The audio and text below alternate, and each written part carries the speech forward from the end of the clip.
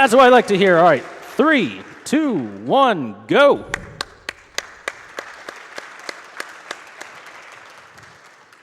So this is going to be Dark Souls 3, all bosses, but just DLC 1, because that's what was available at the time of the run setup. I don't know. Submission process. Submission process, thank you. See, that's why you're on the couch. You're smart. Yeah, eye candy. Anyway, we're starting with the Assassin class because, well, it has the Spook spell. Does it have a good weapon or good stats? Not really, but it has the Spook spell. And that is overpowered and lets us cheat the game a lot. So thank you very much for that. The shield comes in handy. Kind of. We picked up this Ashen Estus flask because we would like to have more Estus later on. Ow. And it only takes like half a second to pick it up, so no big deal. I'd love to be able to never pick up any more Estus stuff, but this game's too hard.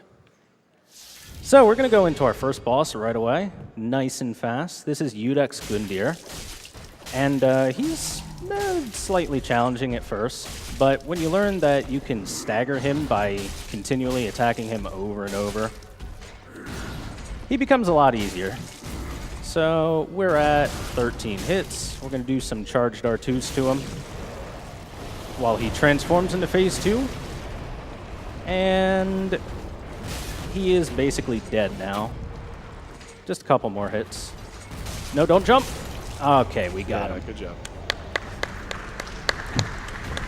Hate that guy when he jumps. He is so rude. It's kind of probably among all the Souls games, first bosses, probably the hardest. Oh, he's definitely up there. Yeah. Another good choice would probably be like Gascoigne from Bloodborne. Oh boy, yeah. Another super hard first boss. So shout outs to Dark Souls 1 because, well, Dark Souls 3 is very much a love letter to the fans of Dark Souls 1, and you know, you find that out pretty darn early as we enter Firelink Shrine, which is our hub for the game. Yeah, it looks a little different. You know, it's been a couple thousand years. We're going to buy a heal aid, a dagger, a short sword, a talisman.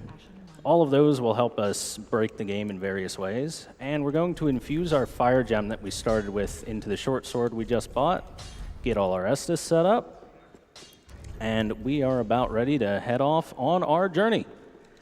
So we've got a bunch of nothing to do, so a donation would be great. I love donations. Donations you shall have. We have $50 from Mr. Sonic Blue who is saying, I'm eating fajitas. Eating spiked Vegeta. Delicious. We're going to go ahead and tune our heal spell before we go traveling here. And more donations. Let's go. All right. We have $200 from Jacob P. with no comment, but thank you for your donation. We have a $500 donation from Andy Hamilton. Nice. He says, Hi, SGDQ. I've always made it a point to dig deep and share the love with the world.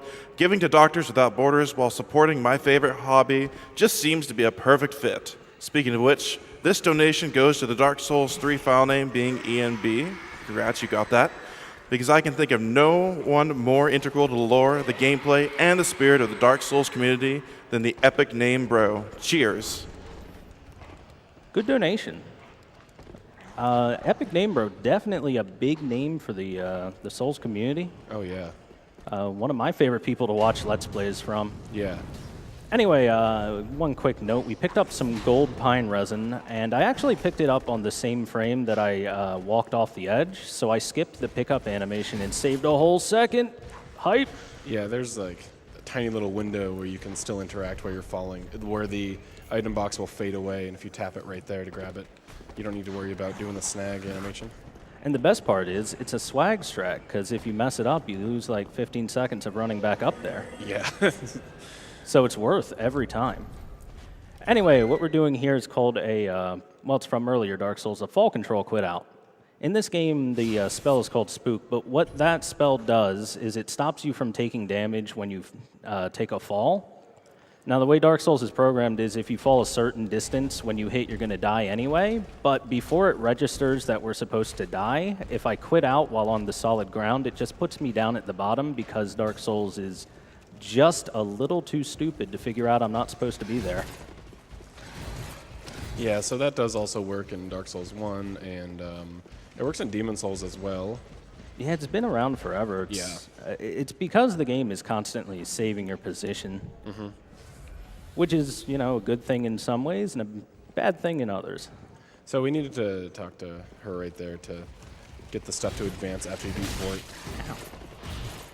Yeah, she gives us the small Lothric banner, which is going to let us activate a cutscene a little bit after the next boss, who is in this totally not obvious boss arena. No, that don't look like a boss arena. I love how you can just know sometimes, like, I'm going to fight something here. Now, is this a giant square? Yeah, I think that's a boss arena. Here's the, we're not, well, yeah. So here's like the abuse of where you can stand for Vort, just right underneath him. Yeah, in Phase 1, Vort's attacks are, the hitbox is just his hammer, which makes sense. Once he gets to Phase 2, though, his entire body will hit you when he starts attacking, so once he goes into here, we're going to have to dodge a few charges, and he's kind enough to just stand still for a while and do this big breath attack that's aimed nowhere near me. Thank you, sir. You got the good luck, too, so he's right where the bonfire is.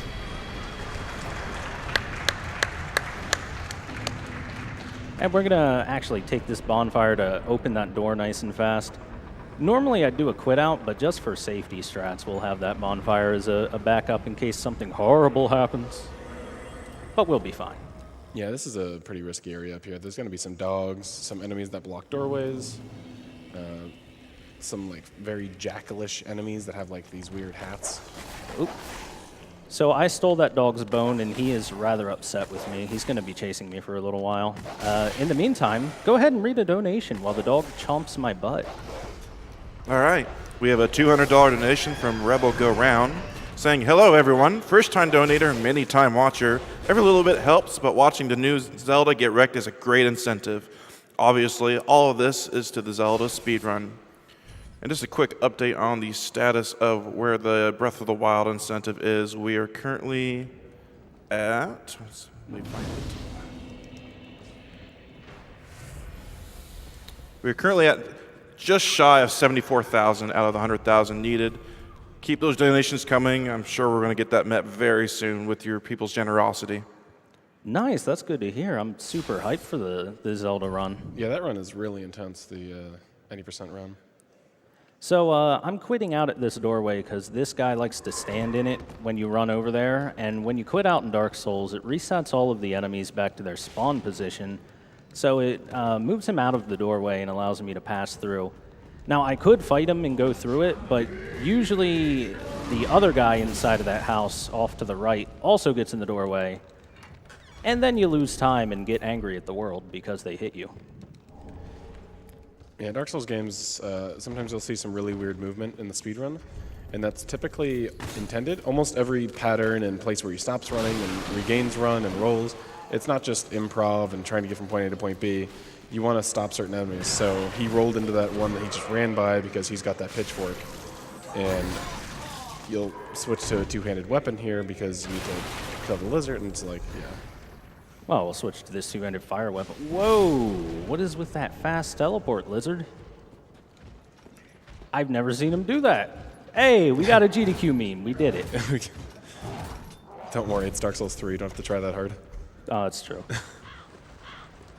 Anyway, coming up to this, we have another guy that likes to stand in the doorway, but in Dark Souls 3, when you drink Estus, well, never mind. Usually it makes the enemy really angry and want to attack you, and he usually runs out the doorway, but today he was afraid of the door. It was a bad day for him, apparently. All right, so I'm about to do something I'm not supposed to. I'm not able to put this charcoal pine resin on my weapon because it's got a fire infusion, but I'm going to do it anyway, and I'm going to dupe the resin by putting it on the ground.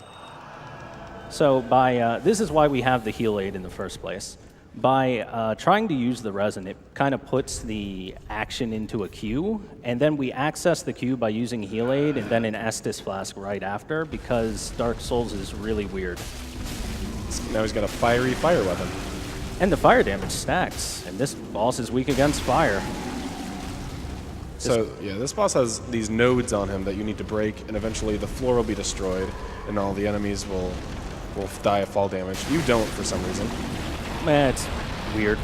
Anyway, I am going to need a little bit of quiet for a skip I'm about to do right at the end of this boss. And there is a sound cue for it. It's the only time I'm going to ask for quiet. Otherwise, I want memes. Lots of memes.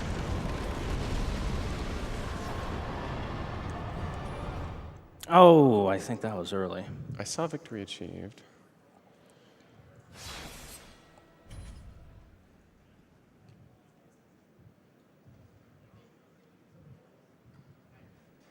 Hey, never mind. Yeah, I got Perfect. that. Yeah, good job. Did I say early? I meant perfect. Perfect. So that is called the Great Wood Skip. Every boss in Dark Souls 3 has a very narrow timing window, like I'd say 0.4, 0.5 seconds, where you can quit out during their death, and it'll put you outside of where their fog gate would spawn. Now, it's not useful for any boss but him, and only because he breaks that floor. With that, I don't have to use a bonfire and teleport all over the place. Instead, I can just run right out the doorway that is open in the area. And I got past the Bridge of Broken Dreams. A couple enemies walked off because they're very smart. Thank you. Yeah, that area is just pure hell. There's so many. You saw him dodge everything there. That's why I'm quitting out at this doorway. I'd prefer them not to come up and hit me the second the door opens. Yeah, it's typically quite tedious, but still a strat that you quit out on doorways to save in-game time, but we're at a marathon. We're running on real time, and we won't be doing that unless the point is to get rid of enemies like that. So all the enemies are back in their spawn points and no longer on his butt. Well, for now, we've just got a little bit of running. Feel free to read a couple of donations. All right, we've got $10 from the Undead Zebra. Hey! Saying, hey Thor, Chad is cheering you on from home. Remind yourself that overconfidence is a slow and insidious killer. Good luck, and we love you, buddy. Thanks, Zebra. Got $50 from Zaz Train saying, greetings from Donator, longtime viewer, first time Germany here. Glad to donate to such a worthy cause. May RNG be forever in your favor, Thor. And oh my dog. See some oh my dogs. I got some dogs up here. Oh, yeah. So this next part is the hardest skip in the run to actually learn how to do consistently. So good luck to me. Anyway, what we're going to do is I'm going to try to trigger what's known as a death cam. And what that is a trigger in the game that you can, once you hit it, you're supposed to be falling into a pit and about to die. And if I do it right, I'll trick the game into thinking I'm about to fall into a pit, but actually not. But first I have to get rid of these dogs. Go away, dogs. Oh, good, he teleported off. What a Yeah, they can just teleport. Bye. That's Bye. the pregnant one, too. No. Oh, I'm sorry. The puppy had to die, too. All right, so this is super precise. Super duper precise in like 2 different ways. I need to aim properly, and my hand is cold. And, not quite. Didn't quite hit the trigger there. A little bit shallow. That's too far to the right. Come on. Come on. Every time I let go of this mouse, it moves a little bit. Ah, come on. That was really close, yeah. That's about as close as you can get without hitting it.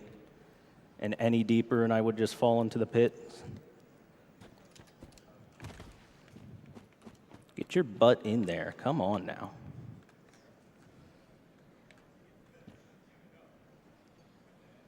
So yeah, sorry if this takes a couple tries. This is one of the hardest tricks in Dark Souls 3. Ugh. Can you tell how entertaining this is? It'll be in just a second. Oh, come on.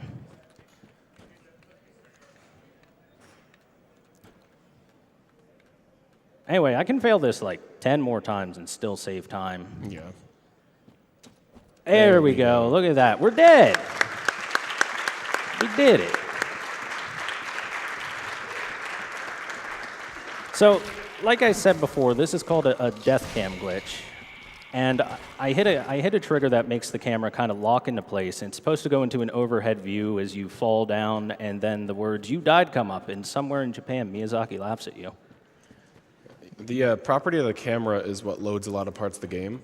So since we're not actually hitting the flags that load the following chunks for the rest of the Farron area, we can just go through them. Yep, you see, we are now in purgatory.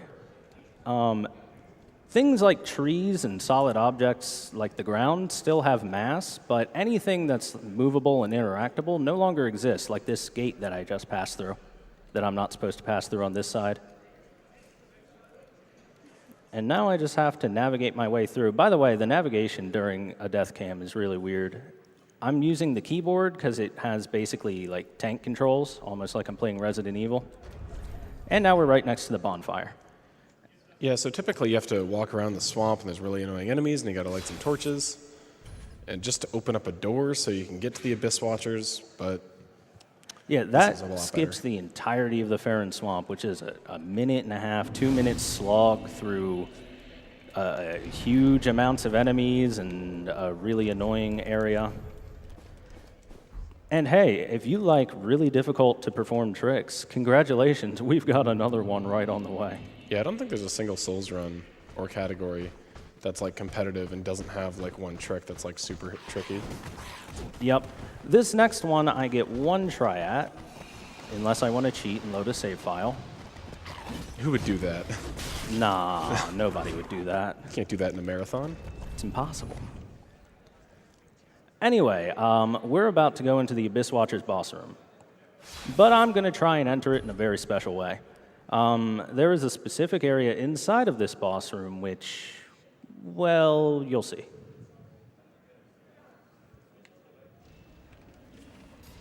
All I have to do is line it up.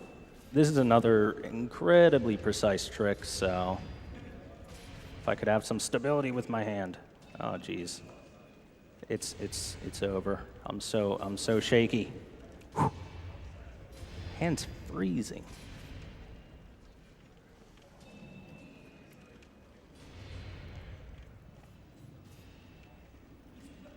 And I have the mouse sensitivity set to 0 for this because of how incredibly precise it has to be. Come on, we're just gotta line it up.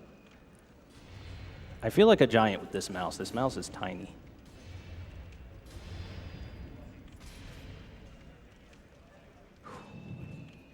That's not quite it.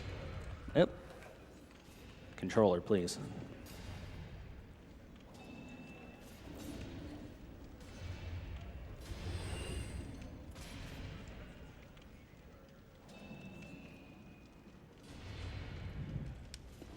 Will that work? That should work. It should work.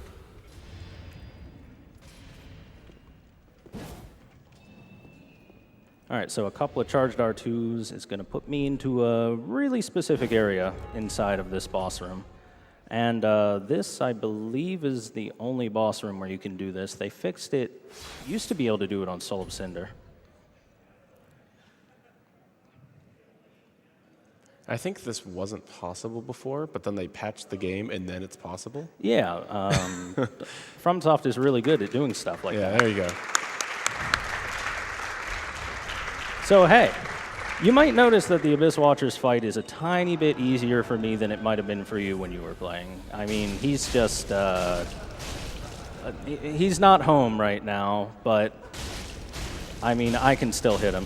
So the way this works, for anyone that might be wondering, is that when you quit out inside of a boss room in Dark Souls, it's supposed to put you outside of the room. And there's basically like 2 different fog gates that can come up into the game. Oh, don't worry about him, he's fine. So if you quit out, if you go into the boss room normally to fight the boss, Fog Gate A comes up, and all that does is that keeps you from going backwards. If you quit out, Fog Gate B comes up, and for this particular boss, that particular fog gate contains his AI when it comes up so that the game can run smoother and the fight doesn't advance itself with the boss fighting itself or anything. By the way, I just duped his soul for 20,000 more souls. Don't worry about it. It's cool. And since his AI wasn't loaded in, we just kind of were allowed to do whatever we wanted to him. And now we just need to run past some spooky, scary skeletons. So for the time being, I would love some donations. All right, we have $250 from an anonymous donor saying, "Get good, cheers," from one of your Twitch followers. Best of luck. Donation goes to Runner's Choice. We have a $500 donation from Brainiac744. It's pretty big. Yeah. Yeah. Yeah, it is. Yeah. He didn't leave a comment, but thank you for your donation. Don't need to clap for it. I do. It's a good donation. We have a $300 donation from Pal Gork saying, have to donate for the Dark Souls runs. I love the series, even if the difficulty is bad for my nerves.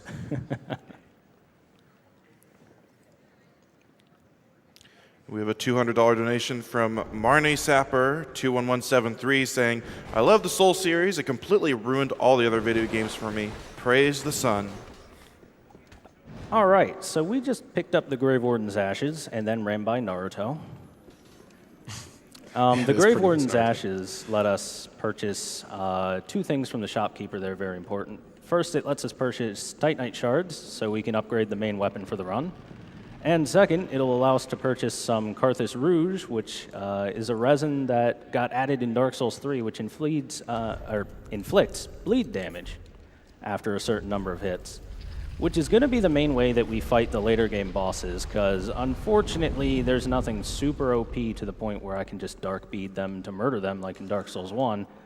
So bleeding them is the next best thing. So just like with before, with this giant hand that we're about to fight, I'm going to tumble buff that to put fire on my fire sword. And this is High Lord Wolnir. He has dank bling, and he is not allowed to have dank bling because I am the only one that is the main character of this show. Anyway, these bracelets, they break after a certain number of hits and do very heavy damage to him, as you can see. And once all 3 are broken, he will die. Goodbye. Yeah, good fight. Oh, we even got the fast death animation. Yeah, if you mess that up, things can go downhill pretty quickly. He can swipe you and pretty much almost kill you in any attack. And he's got like this fog that'll lower your health really quickly. Yeah, if he charges forward and you get behind him, you're dead. He vapes you to death. Yeah. He is Vape Lord Volnir. All right, so we're back at the Farron Keep because as much as I'd love to continue past Volnir, I have to do some backtracking and go grab a key item elsewhere in the world. And of course, we're killing all the bosses, so there's another couple of bosses I have to go through. They can't be allowed to live. They're very bad bosses. We're about to go grab the main weapon for the run. This is the Sellsword Twin Blades over here. They are super good. They're actually a starting weapon for the mercenary class too. And the only reason we don't start as that class, at least I think it's the mercenary class that has them. Anyway, the only reason we don't start as that class is because it doesn't have spook.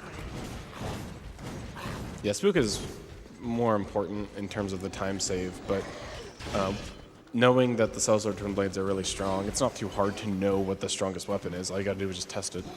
But it's kind of been out of the way, and previously straight swords were really overpowered as well, so that used to be part of the route for a long time with the Stora straight sword and Honorary straight sword.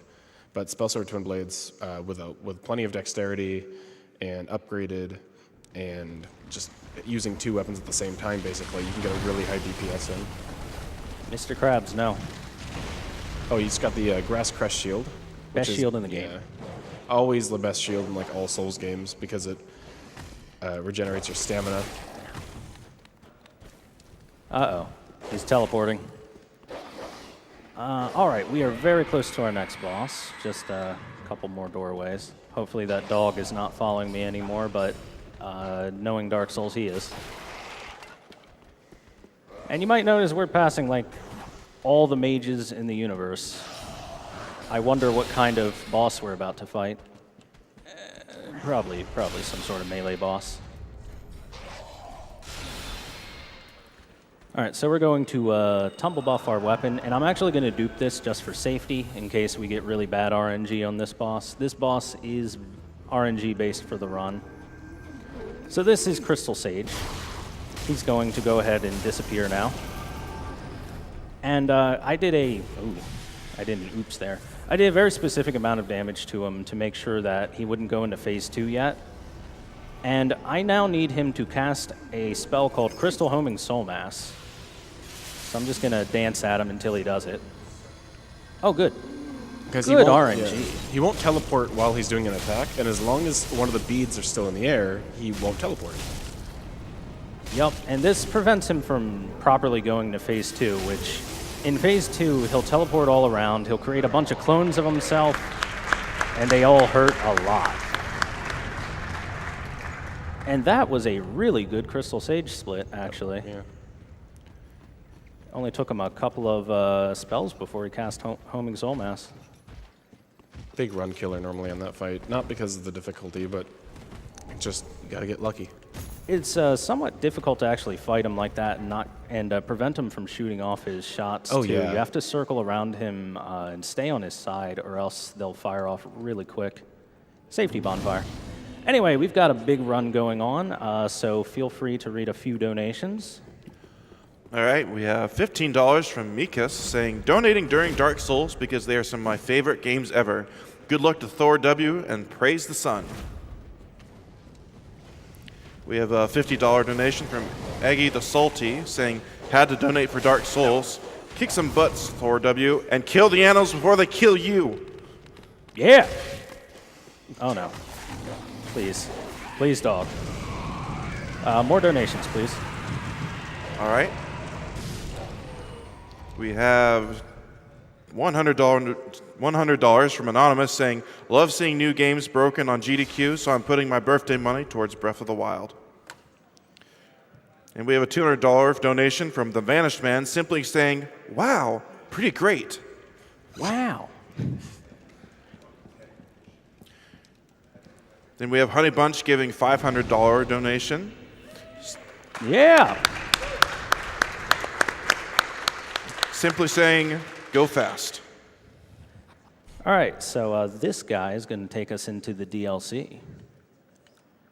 Bubbles, do you know why we're going to the DLC right now? Because it's all bosses DLC1. Well, that's a good point. That's a good guess, good guess. Okay. Well, you're technically right. But we're going to the DLC right now because I am level 10. This is a level 70 to 80 area, and I am ready to go. Oh, that's why. Oh, yeah. Okay. I don't know about you guys, but I feel confident. Anyway, the real reason we're here is to say hello to the magical appearing tree. Hello. But really what we're doing is we're picking up some upgrade materials for our Sellsword Twin Blades before we continue on with the next boss. Now, like I said before, I did make a point of saying this is level 70 to 80 area, and again, level 10. So I die in 2 hits. If you're lucky. Well, you know, there's a couple things that can one-shot me, but they're a little far and few between. But I die in 2 hits. We'll keep it at that. Oh, yeah, you got that female character that takes the counter hit upon running. That's true. Oh, that's the worst. But she's pretty. Oh, yeah, that's my favorite manipulation in Souls games is when you just... Crystal Lizards will run away from you. And so if you just stand in a spot that's like away from a cliff, they'll just kill themselves. Yeah, in previous Souls games when they did that, they'd live. But luckily in Dark Souls 3, they die when they actually run off cliffs. Oh, dude, it's Final Fantasy VII. Also, this is the best slide ever. It's the best part of the DLC. And we're about to go grab another weapon because Dark Souls 3 is a game of many weapons. Up on that rock there. Also, I'm sorry for these things screaming at us. Spit your goo. And we're not allowed to jump up that rock, but, Yeah. you know. FromSoft doesn't want you to know that you can do that, so please don't pay attention to it. He got probably one of the coolest items for glitching in this game, and we'll see it later. Okay, Voldo. No, not you. I know Sam. Valdo. Anyway, we picked up the Crow Quills, as Bubbles was saying, and that is one of the best items for glitching in Dark Souls 3. It got patched like very soon after DLC1 came out, but since we're running just DLC1, I get to show off how awesome they are, and they're super that's awesome. the benefit of this, yeah. So I would rather not have to fight anything in here, because if I die in 2 hits, it's a bad fight. But I do have to fight one person. There is an NPC in this building over here, and he is blocking our path and holding a key very dearly to his chest, and I need to rip it out of him. Wish me luck, guys. I think I got this, though. In fact, I got this so hard, I'm only going to fight him with my shield. The gall. The Gaul. Anyway, this is Wilhelm. He is anime incarnate because his voice is deep and he has black fire on his sword. I wonder if he's trying to make new friends in his high school. Anyway, I have an ally on my side that he doesn't. I have gravity. Get off of my mountain, sir. Sir. All right, goodbye. I am once more king of the mountain. Reigning champ. So yeah, fighting him would be a terrible idea. He would murder me. Instead, I am happy enough to just push him off a cliff. Oh, look, stairs. Oh, those poor books. So the next part is just a long run to the next bonfire. We got some time for donations. I love donations. All right. We have $200 from Isconnect. Did my best pronounce that. I stumbled upon GDQ a couple years ago on Twitch, and I'm so glad I did. Amazing games for an amazing cause. I had to make my first donation ever during the Dark Souls run, one of my favorite game series of all time. Thank you to everyone who does an amazing job making these events happen. P.S. Sorry if my hard-pronounced name. We have $150 from Zarori, saying long-time GDQ watcher. Been a lot of outstanding runs this year, starting with the hypest Android shenanigans with Nier Automata and going non-stop since then. I may have passed out halfway through FF7, but I tried. Good luck with Dark Souls, and I'm looking forward to Breath of the Wild. And we have $150 from Paul Foster. I've spent all this last week trying to think of something clever to say and failed. But with Dark Souls playing, I realized my time has come. Throw good luck, and may the good blood praise the seek blessed. That's great. Oh, that dog jumped right off the cliff. And that one ran right off the cliff. Shoutouts to Toasty in Spiral 1. So we ran past the dog onslaught. We've just got a giant Viking here, and we're picking up. Okay, don't, sir. Oh no. Sir. He's really upset. He is super upset. Jeez. All right, we've picked up the last of our large Titanite shards. We are ready to get out of here. Just got to go grab a bonfire and run past Jeff Goldblum and all of the Jeff Goldblums. Oh, wow. What a reference. Oh, it's the best reference. Yeah, this particular room is really disgusting. We don't want to go down below. There's flies everywhere and a bunch of fly eggs and disgusting stuff everywhere. So you know we'll be going down there later. Get naked. Oh, we got to get naked. For reasons. Actual reasons. The reason that I take armor off at certain times is because when you have armor off, you're able to roll faster. And anytime I'm expecting to have to roll a few times, I'll take the armor off so that we can proceed a little bit more quickly. All right, so we're going to give her these ashes. We're going to sell any souls we still have. And we're going to buy 6 rouge, 12 Titanite shards, and 11 bones. And this is, oh, hiccup. This is going to allow us to reinforce our sellsword twin blades up. And we'll reinforce our Estus, give him the Farron Coal so that we can infuse them with a sharp gem. And now they are the best dex weapon ever. Yep, pretty much. Giant Dad is crying somewhere for me.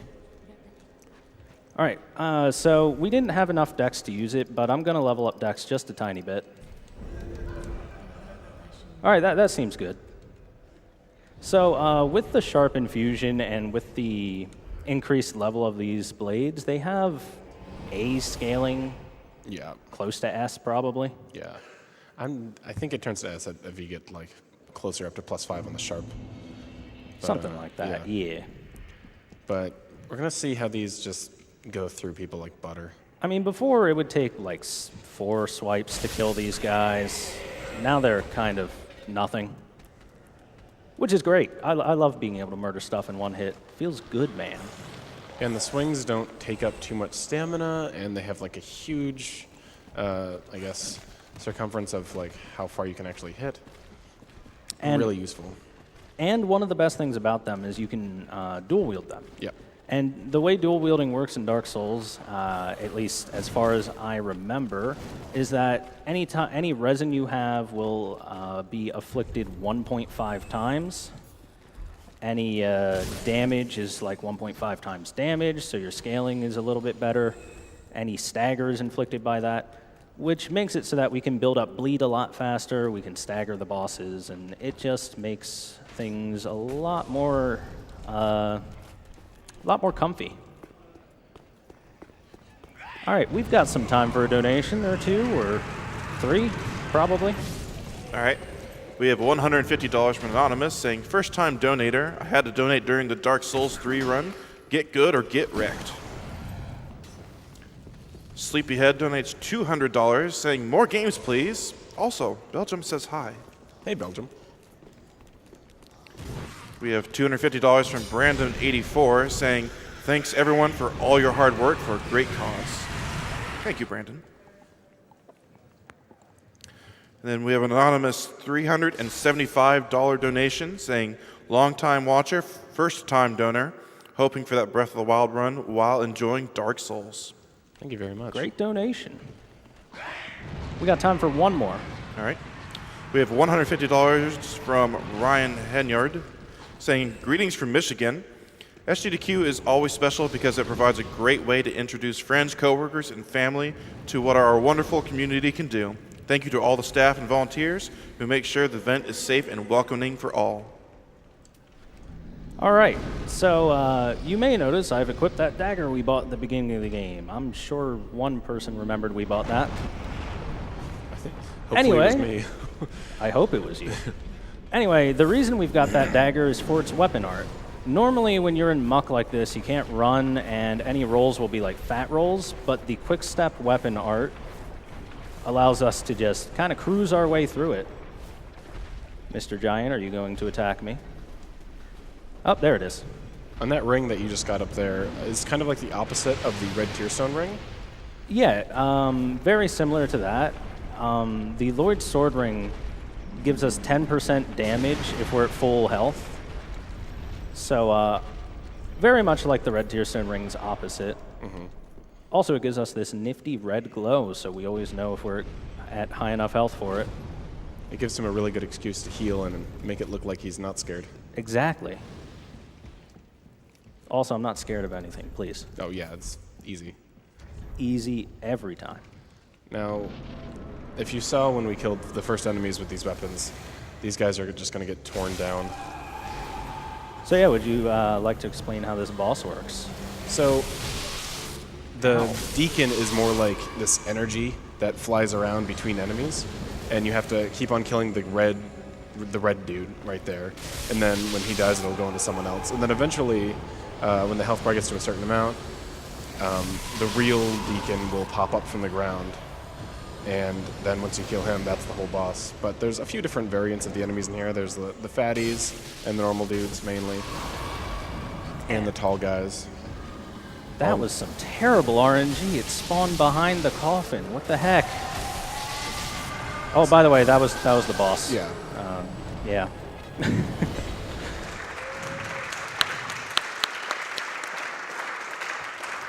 And that fight is like a big race against the clock because eventually you'll get cursed and it's really hard to fight against it, so you gotta act quick.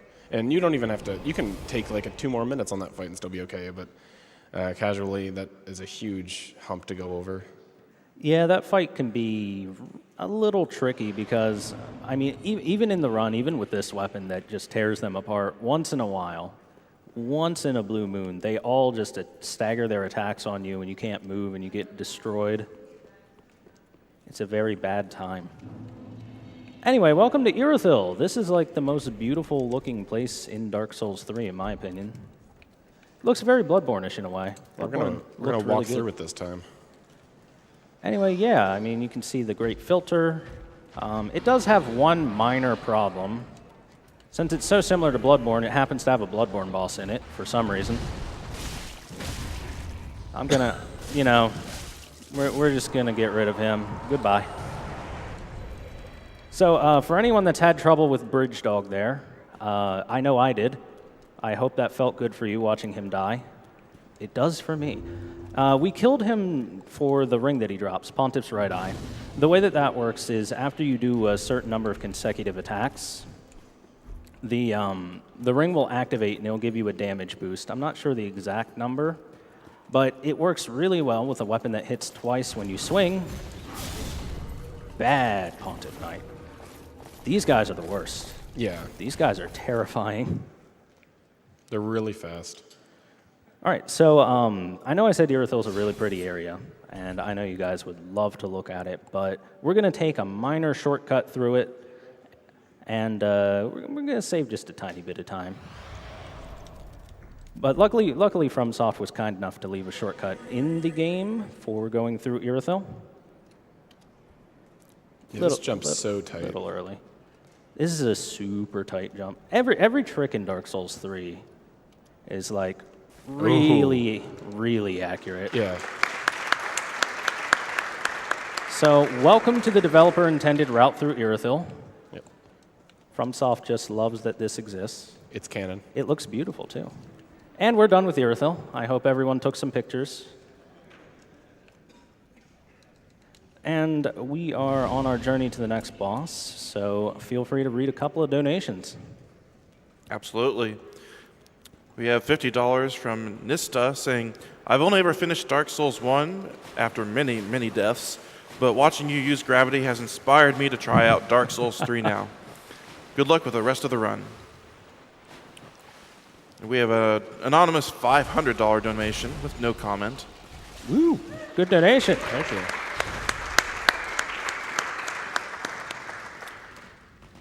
And we have $2 from Jen Victual 130. I'm not sure if I butchered that or not. Saying, SGDQ, thank you for all you do. I had the stream running nonstop all week as the best way to celebrate my birthday week.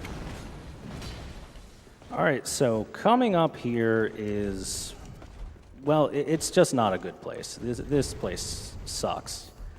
We're about to get mauled by a lot of enemies.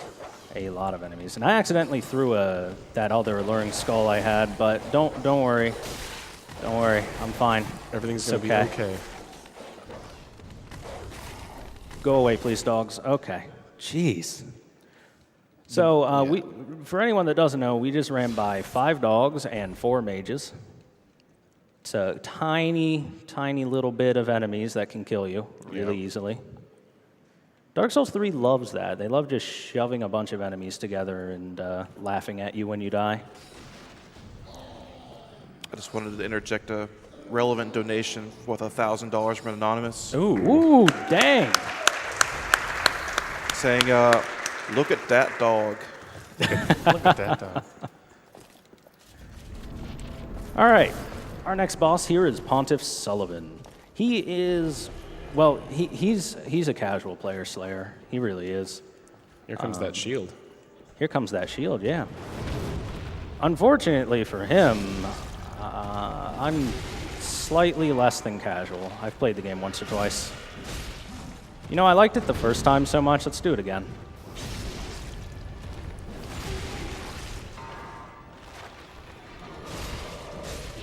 Bye, Pontiff. Hey.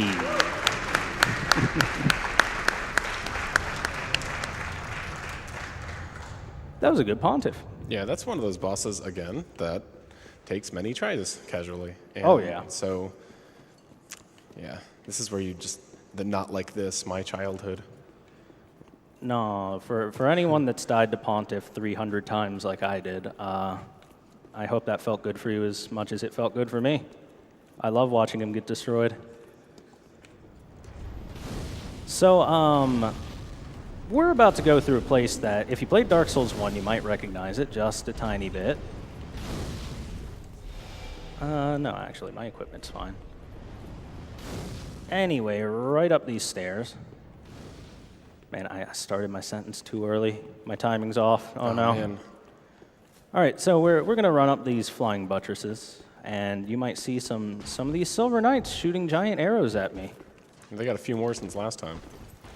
So, as you may know, this is that famous Dark Souls area. This is the Darkroot Garden. Blighttown. Oh, close, close. I'm glad we're on the same page for that terrible joke that nobody laughed at. I love that joke. I'm glad no one laughed at it. All right, so I cast Spook there to make sure those guys didn't attack me. Their Spook is good because it masks your walking. So if you're behind someone, they don't really know you're there, and they just kind of stand there. Yeah. And they look silly. In Dark Souls 1, there were the 2 spells. There was just fall control, and then there was the silent footstep one. I forget the name of that. Hush. Yeah. Never use it, so you don't remember the name. But Exactly. the Spook just combines the two. It's super useful. The bad part is Spook lasts like 3 seconds, when in Dark Souls 1, fall control lasts, I think the last time I cast it is still going 3 years ago, something like that.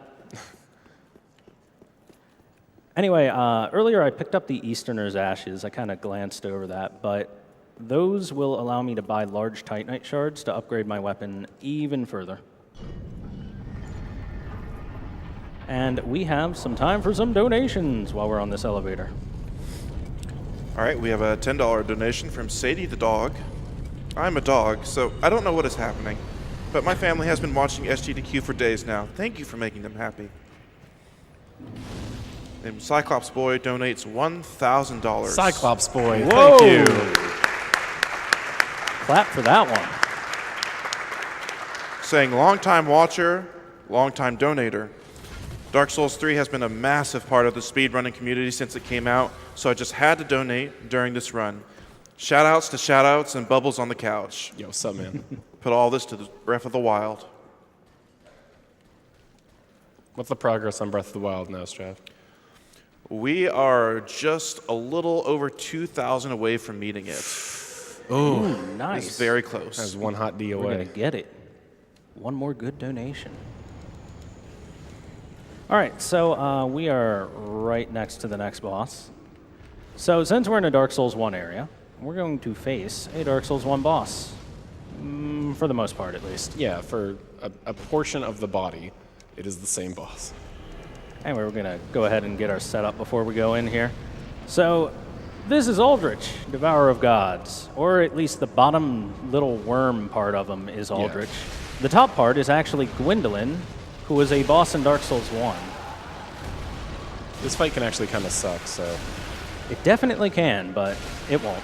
It's fine. Gwendolyn he's my friend. Anyway, he likes to teleport all around phase 2. All right, cool.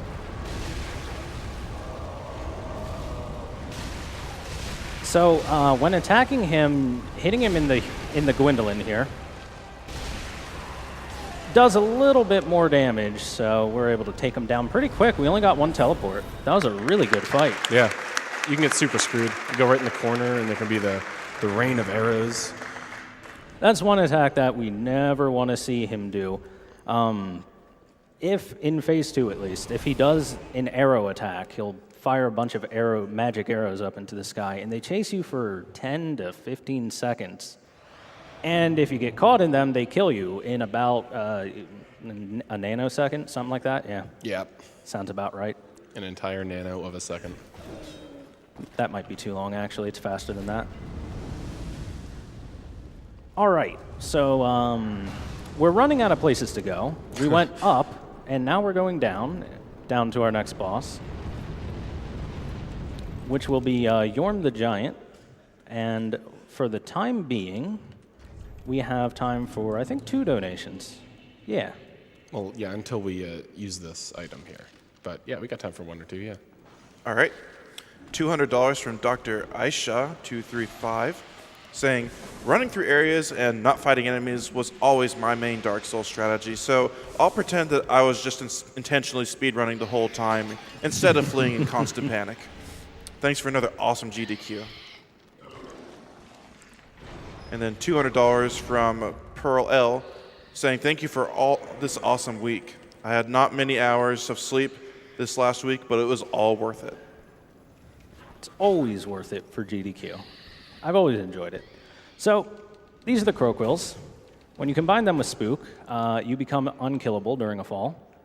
Thanks, Dark Souls. That is the best glitch ever. It's super cool. The animation for it, and as long as the animation is has started before you got off the cliff, then you're still doing it when you're landing technically, and it won't hurt.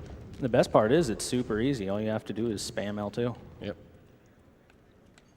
So I hope you guys liked watching me jump off a large area and spamming L2 before, because we're going to do it in one more moment.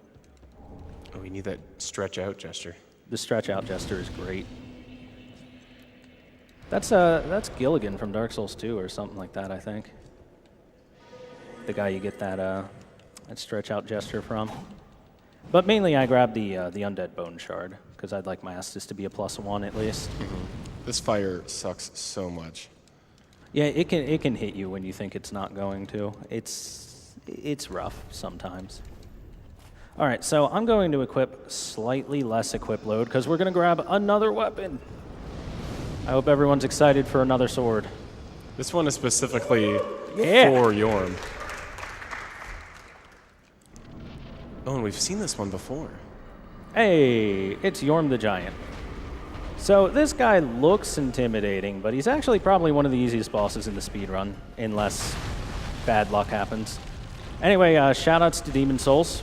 We got the Storm Ruler. Yorm, what are you doing? Sir, that's a pillar. That is not me.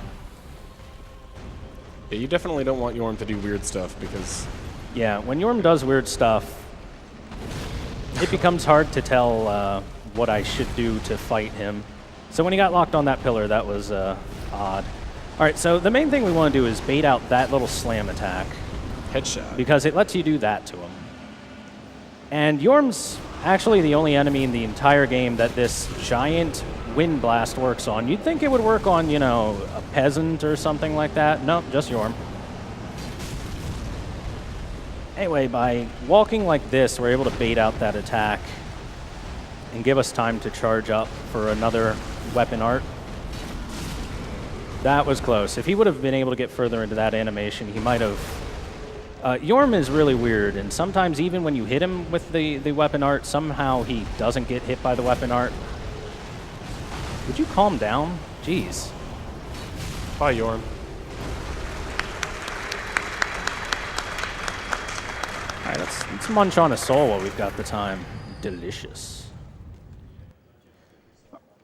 All right, so we may have finished one boss, but we're going right into another. We're being automatically teleported to the next boss arena, which, well, we've seen it before. Yeah, when you, after a certain number of bosses, you get teleported right here directly where you fight Dancer.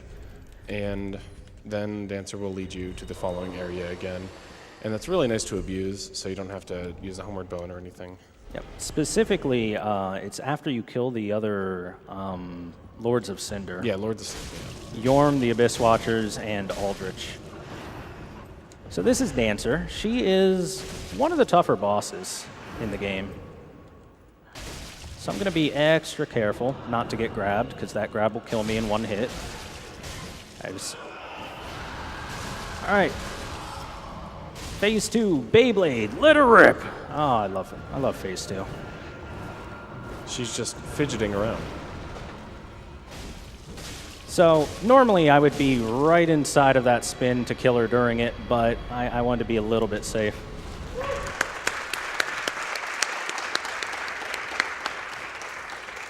And hey, that was a perfect answer.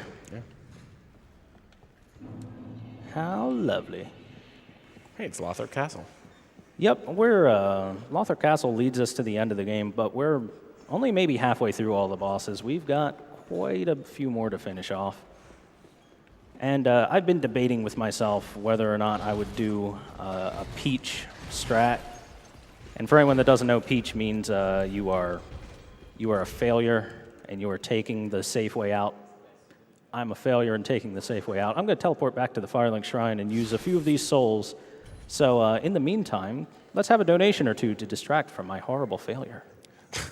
All right, I just want to say that we have met the Zelda Breath of the Wild donation incentive.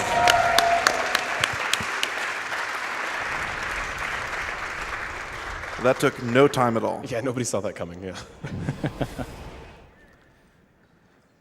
And we have $150 from Anonymous with a comment saying no comment. My brain. Yeah, it's getting some health and endurance. Mainly, I just want to use these souls. Because the next boss coming up is actually very, very dangerous and RNG based. And no matter how good you are, you will die to this boss if you're a little bit unlucky. Also, the game's going to crash. So that'll be fun. Well, nobody's going to question that? Okay, fine. I'll explain it anyway. And it's going to be your fault, The game's going too. to crash because Dark Souls 3 is very well programmed. And for some reason, when the DLCs got added, when you go through the game fast enough, I don't know if it's like a memory leak or what it is, but the game will eventually come to a point where maybe it didn't deload the DLC stuff properly or whatever, but it's going to crash soon enough. I grabbed that Estus shard so we could have just another hit of Estus later. We're going to grab that chunk so we can upgrade a little bit more. Oh, by the way, this area is like super dangerous because of these guys. Those weird snake monster guys. Because one of them can knock you down, and then another can come over while you're knocked down and just be ready to hit you down again. And I've been volleyballed between them to death a few times before. Hey, there we go. Dark Souls 3 has stopped working. We did it!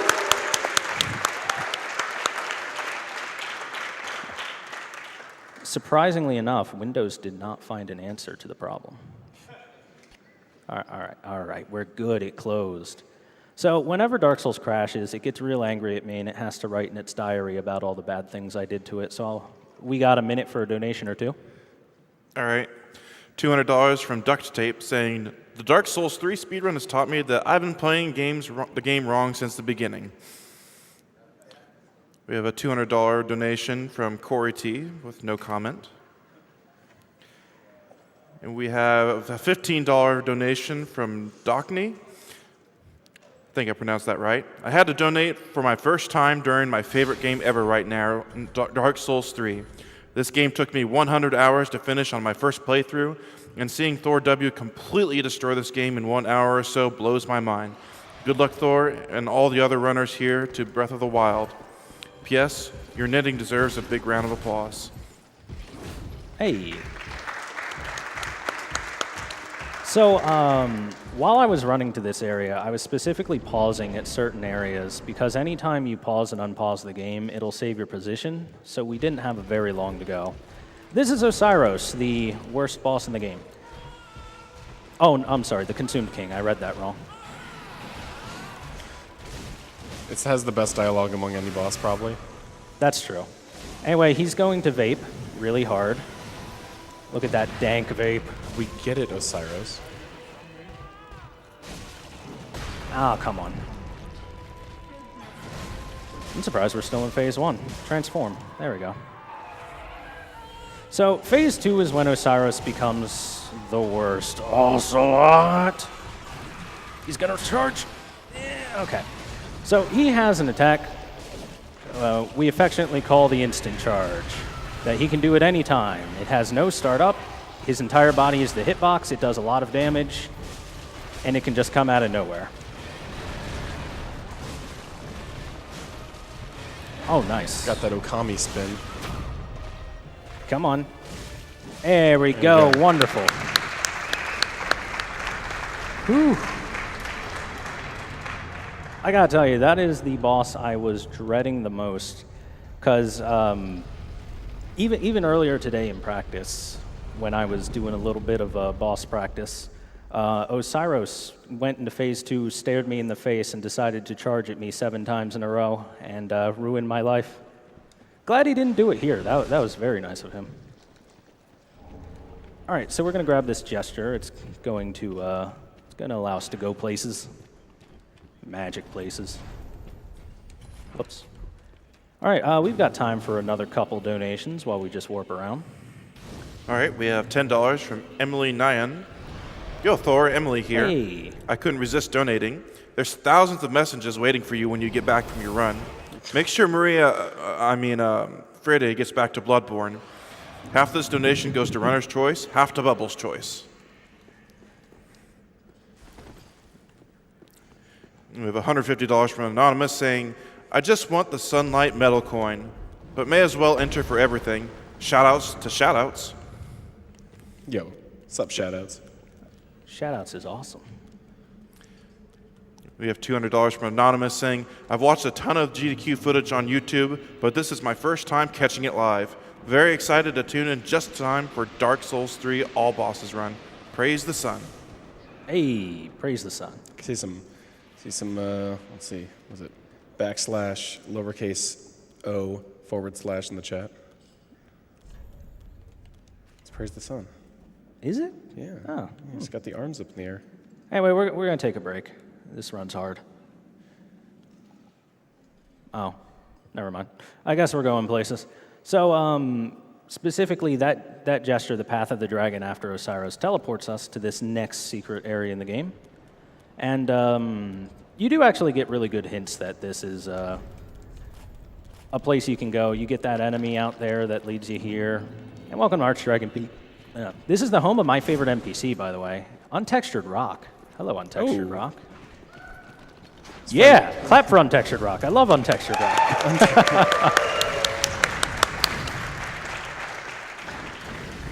Must be friends with Untextured Door near Walner. Exactly.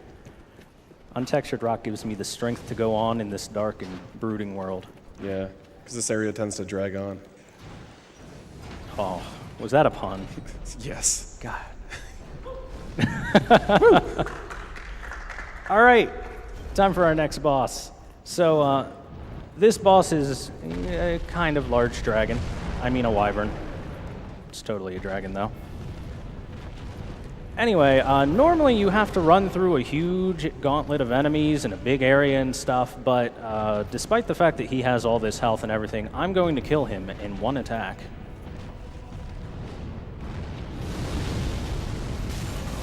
All right. Easy peasy. That saves like well over a minute. Oh, yes, definitely. Also, I don't have to say hi to Chain Snake, who usually kills runs. Anyway, the way that works for anyone that might be wondering, like, wait, that's not supposed to work. You're right. That boss dies in a plunging attack.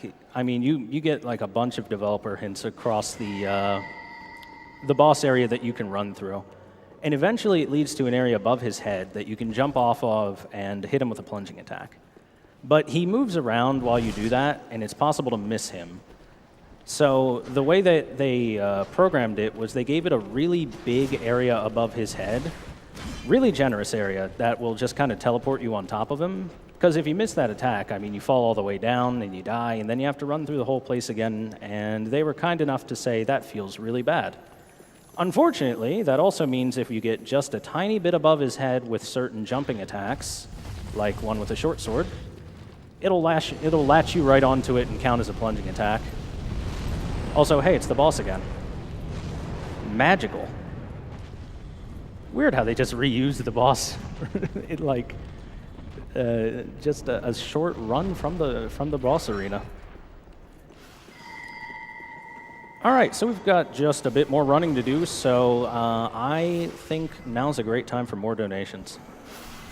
All right, we have $200 from Anonymous saying, thank you for showing me how to play Dark Souls the right way. Praise the sun. We have $500 from Anonymous again. Hey. Saying, loving the Dark Souls run and commentary. Anonymous has deep pockets, dang. He's got another $200 saying, praise the sun. Oh, good, he ran off the edge. How nice. So we just picked up the Dragon Chaser's Ashes. This is going to let me buy Titanite chunks. And now that we have a bunch of souls, I think you have an idea of where we're going. Let's go ahead and sell all this. And this is our final upgrade point. Oh, whoops. What am I doing? Might Buy the stuff. I might need to buy them first. And, you know, just a couple Carthus Rouge, 21. 21. All right. So we're going to +9 this. We don't get a slab to +10 it, even though we could in Archdragon Peak, because honestly, it's not worth it. The amount of time it takes to go run past Havel the Rock and grab the slab and everything like that doesn't quite save as much time as you would think it would. So we're fine with a +9 weapon. And now it's time to go to a lot of people's favorite boss to watch being speedrun. Please parry me, Gundyr. Shield coming in handy again. Yeah, once more that starting shield. It's got that slower animation, and it's good because you start off with a rapier as well, and they typically intend for that character to be a very parry-focused and like a striker kind of enemy, or I mean, class. Right. So you might notice this place looks a tiny, itsy-bitsy familiar if you remember, I don't know, an hour ago, something close to that. So this is Dark Souls 3. This is Thor W. Hey, welcome to the run. And we are going up against Iotix Gundyr here. Yep. So it's just a tiny bit darker, though. Anyway, this is Untended Graves. I believe it's supposed to be... Ow, come on now. Why you gotta hit me like that? I believe it's supposed to be like in the past, before Gundyr got corrupted by the Abyss. Anyway, he's going to get parried once or twice or, you know, however many times it takes. Sir, please. Here he comes. Oh. Hey!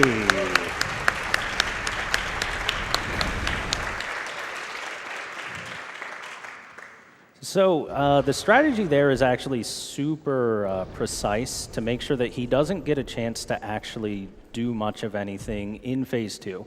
Because Champion Gundyr in Phase 2 is terrifying to fight. He is really fast, and he never stops attacking, ever. Ever. So luckily, we set it up specifically so that once he enters Phase 2, he's already almost dead, and with one more bleed proc after a parry like I got, he is finished off. So we're back in Irithyll, because our next boss is Old Demon King. But Thor, wait, Old Demon King's down in the Scorched Lake. I know, but Irithyll is the path to victory. Okay, please. Sir! Why? Okay, I'm getting just a tiny bit wrecked. Please. Yeah. All right. Jeez! This guy's a pro! Wow.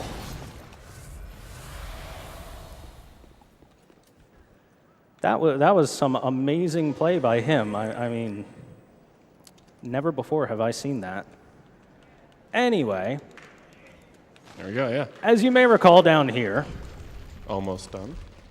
We saw a couple of things earlier, and that red glow means that somebody is at home, specifically Old Demon King.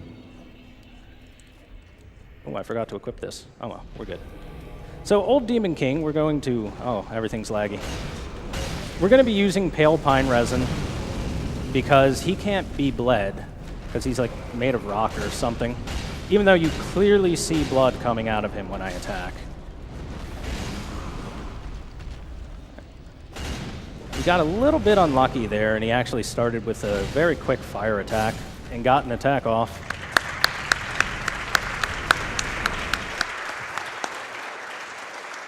But hey, we did it. Together. So hey, we've got time for a donation or two while we run to the next boss. We have $1,000 from Flying Jester. Hey! Saying, greetings from Alaskan. Hype for the Majora's Mask run. Blue dog is best dog. And you also got a $10 donation from Untextured Block, saying, hello, Thor. How nice of you to stop by. I love you, Untextured Rock. What are you doing? I've never seen him drop that way. Yeah, neither have I. Yeah. He got nervous. There's so many people watching. I guess so. Or maybe he wanted to be seen. Yeah. Now we're talking about him, and he already won. I guess so. Anyway, we're going to do a magic trick, and we're going to make this fire disappear. I know it might have sounded like I got hit, but don't worry about it. It's fine. So we're actually running to my personal favorite boss of Dark Souls 3. We're running to Dragon Slayer armor. And he, just like old Demon King, he doesn't have flesh and blood. So I should really equip this pale pine resin. Glad I reminded myself of that. We got time for one more donation real quick. We have $5 again from Untextured Rock saying, I love you too, Thor. Untextured Rock is my rock. He's the best. We have another $150 from Real BK saying, praise the puns. All right, so pale pine resin for this guy again. I really love Dragon Slayer armor because he's just a big suit of armor with a big weapon and a shield. And cool electricity.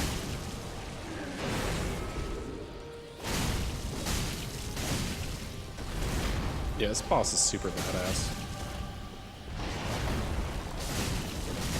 Oh, don't hit me. Hey, good fight.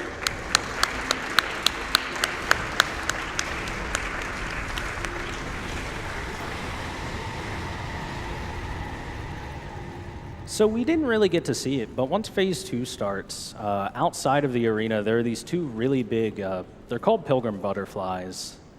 And they sit outside the arena and shoot lots of magic at you while you fight the guy, which is really, really cool of them. Glad they didn't get a chance to do anything. Dude, sick menuing.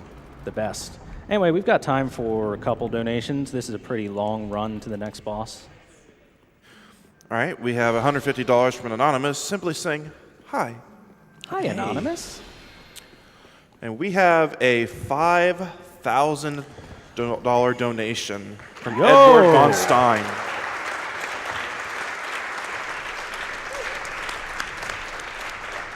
He says one more donation to enter the race for some Dark Souls loot. And since we're dealing with the game about the undead and shattering the player's hopes and dreams, let's have this fate happen to be the party in Earthbound with a shattered man glitch. Oh, and of course, praise the sun. We have $50 from an anonymous saying, delightful and witty comment commending the event and the runners. Something about praising of the suns. That was a delightfully witty comment. Good job. And we have $20 from Lexi50 saying, Thor got so good that the game crashed. I've never seen Dark Souls give up in frustration before. Praise the sun and praise the runners. So when his game crashes, he's good. Oh, I see how it is. Yeah, that's how it is. I'm sorry. Yeah. It's a double standard. Yeah. More donations. All right. And we have $200 from Asmunder Gunder's son. I think I got that right. Saying another great GDQ event. Huge thanks to everyone who helps makes these happen. Donation goes to Runner's Choice. $150 from an anonymous, again saying praise the sun. So much sun praising today. So much sun praising. Yeah.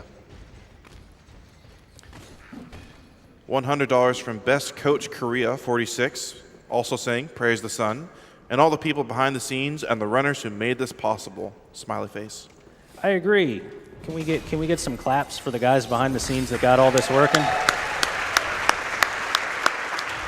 And the power-up audio, the hosts, the interviewers. The couch commentary. Oh, that's you. That's me.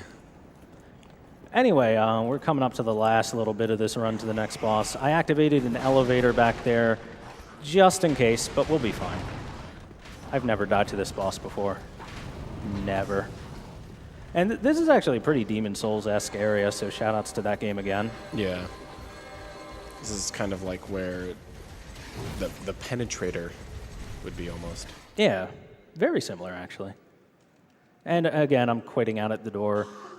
Normally, you don't want to do that on real time, but the thing about when you're opening a door in Dark Souls, sometimes the enemies will be right behind you and attacking. They can actually clip through you during the door opening and be on the other side of the door, and then you're surrounded, and you usually die.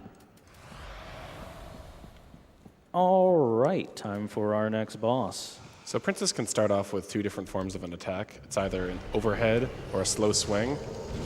All right, that's the good attack. So, ow. Yeah. Really? Huh. It's hard to know when the overhead's coming after he teleports because the teleport has like this beam of light and you can't really see the vertical sword. We're going to take this just a little bit safe since I started off getting hit. Yeah, you're super strong in this fight, so... Ooh. Sir, have some cooldown on your animations there. So I'm not doing a very good fight here at all. It's okay. He just punctuated that. Normally, the way this works is you circle strafe behind him. Oh, come on, the bad attack? Jeez, he does not want to let up. The good news is second phase sucks. Oh no, second phase is fine. Oh my god. What? I had to make the run exciting with that jump. So you have to attack both at the same time, and that's only possible in the back. Well, the way this works is Lothric, the younger prince, is now sitting on Lorien's back. As long as Lothric is in this fight, which is for the rest of it, anytime Lorien dies, Lothric will revive him immediately. So we need to take care of Lothric for Lorien to be done. Come on now. Normally you don't do this fight locked on, but it's just a little bit safer to be locked on. Yeah. There you go. Hey, that was not the best, but hey, we got it. We got it. We even have time to have a soul snack.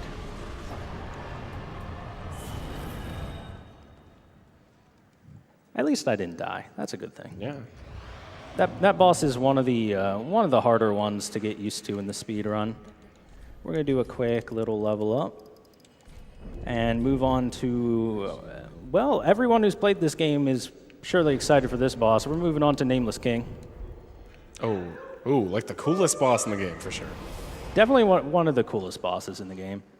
For a long time, everyone said that this is the hardest boss in Dark Souls 3. So I'm gonna go ahead and say no. Yeah. Just to be cool.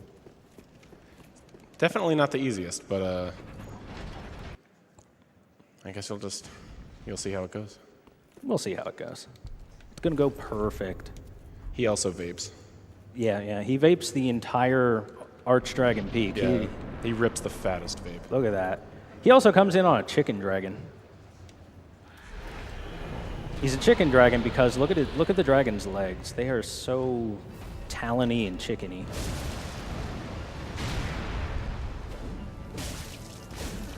So this is Camera Boss, Phase 1. It's everyone's favorite Dark Souls boss. It can be really hard to tell if I'm going to hit him with a swing or not. Yeah, like those all just went right through. Yup. Come on. Well. So I'm specifically attacking the beak of the dragon because with enough attacks onto the beak, the dragon will get staggered. Unfortunately, we got that really bad, really slow attack. It's my fault for missing attacks. Hey, there we go. All right, now we're going to stab his eye. Gross. All right, now phase 2. All right, phase 1 is done. Time for the real fight. Whoops. I did that intentionally. I'm seeding RNG. Yep.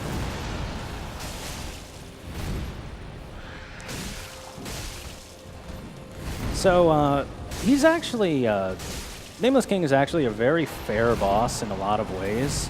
His attacks all have quite a bit of startup to them, except for one specific one, that one. She doesn't do too often. Yeah, a lot of bosses in this game, you don't know when they're going to do a follow-up until you get hit. And you can see anytime his health takes a big chunk off, that's our bleed proc, like that one.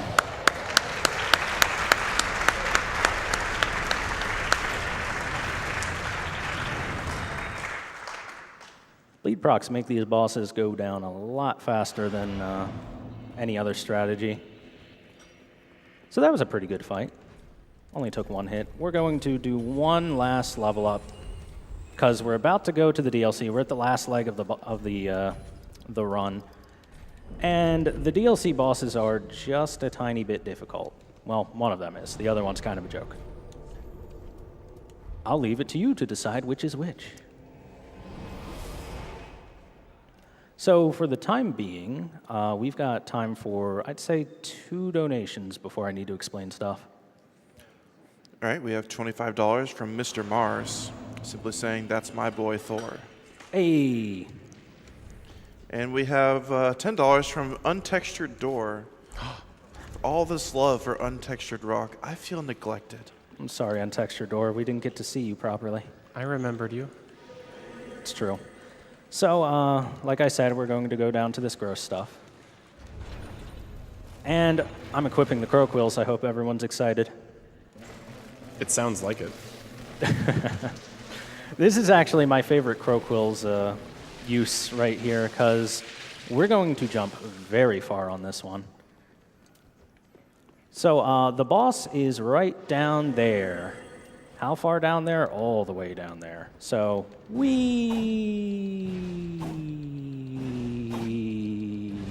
okay, we hit that branch. All right. That's always fun. So anytime you do that, you kind of break the game, and the dogs there take a moment to spawn in. There's one more dog. There he is. Goodbye, dogs. Rip Frankerzy. So the strategy for fighting Champion's Gravetender is actually pretty nuanced. I lock onto him and I spam L1 until he stops moving. That's Dark Souls 3. Ow. Ooh. Not even close. Nah. However, I would appreciate if he wouldn't roll so much. Okay, here's the other boss, because we gotta have 2 bosses. Sif! What's up, dude? He's missing his toothpick. His fur's kind of dirty.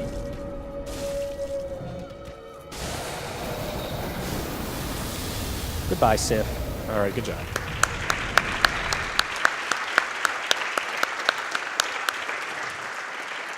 I'm actually really surprised that the Great Wolf there didn't do some different attacks. Usually he likes to charge at you, maybe do a big uppercut strike with his head, but he was really tame that time. I'm a little disappointed, actually. All right, it's time to fight the hardest boss in the run, in my opinion. Oh, look, Oh, yeah. a big square. I wonder if this is a boss arena. Oh, look, a giant thing. So yeah, time to fight the hard boss. Not that guy. This young lady here, Sister Frida. Maria from Bloodborne. Hi, Maria. What's up? So, anytime she puts her scythe behind her head like that, she actually will tend to try to counterattack you when you go for a hit, and she'll swing it darn near perfect timing anytime that she's like that, or she'll just poise right through it. You know, she's wearing robes. She's got poise. All right, good phase 1. So, Ornstein and Smo here.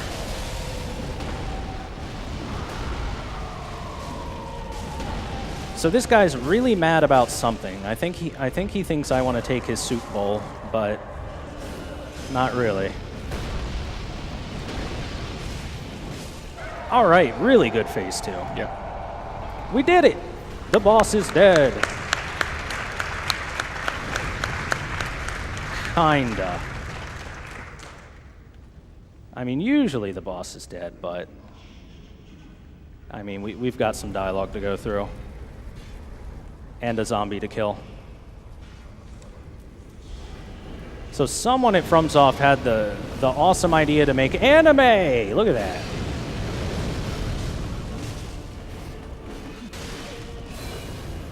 And specifically to make a 3-phase boss. And Sister Frida in phase 3 is a very difficult boss to do properly. All right, she's going to go ahead and shoot some ice at me. I'll just let it happen. You activated her trap card.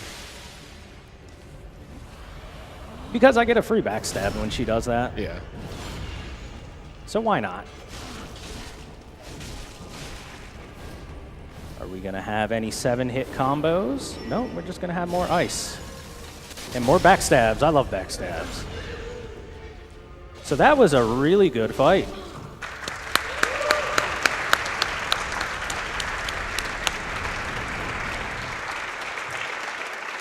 That was actually an incredibly good fight. Yeah. She was really nice to me. Compliments the good run. Oh, thank you. Yeah. All right, so we're heading towards the last boss now.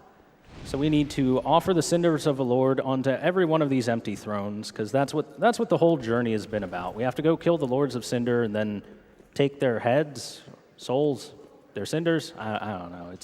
It's convoluted. There's like a bit of an animation cancel you can get here if you can place it as you're falling, similar to the Gold Pine resin pickup way earlier in the run. Yeah, unfortunately, it's a little difficult. Oh, We you got go. that one. Yeah. Nice. Saved like 3 seconds or so. Yeah, it saves a few seconds. All right, time to teleport to the last area. And it's actually interesting. If I use a homeward bone here, it's going to teleport me not back to the last bonfire I used, but to the next bonfire. Neat. All right, we have time for one good donation. All right, we have $150 from Anonymous saying, "Great to see a game that has broken me be broken instead. Feels good, man." Yeah, Anonymous, I agree entirely. So this is the Kiln of the First Flame. Looks a little different than it did in Dark Souls 1. But this is where we're going to fight the last boss. And the last boss, the Soul of Cinder, is actually really cool. He is the combination of everyone that's ever linked the flame in Phase 1. Which means that he is able to use multiple different weapons and weapon stances and stuff. He always starts with this sword. Hopefully he won't change to the curved sword or anything. Ooh, the double. Yeah, this time you guys get to see that he attacks.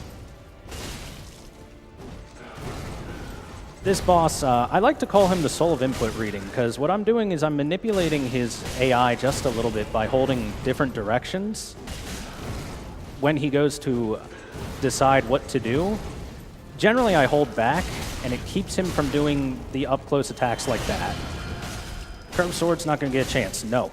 Yeah. No. All right, very good. Very good. Yeah, that dex phase is terrible. All right, so chat, please throw some Bible thumps in chat, because it's Gwyn.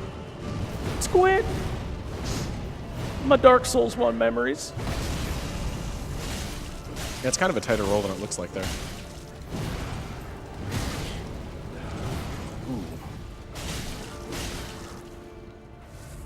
Let's just be a little safe with the heal. Yeah. This guy could have killed me in like one more good hit, but we are done. We did it. Never mind. He decided to rebuke that mark there. Okay. All right. We did. Stretch out, stretch out. Oh no, but we can do this. Take me to the top. Oh, it didn't take me to the top. And that's time. Well, actually, time comes just a little Are you later. going to quit out first? Yeah, we have to do a quit out okay. first. You want to do that? Which means just a moment longer. Really anticlimactic time. Yeah.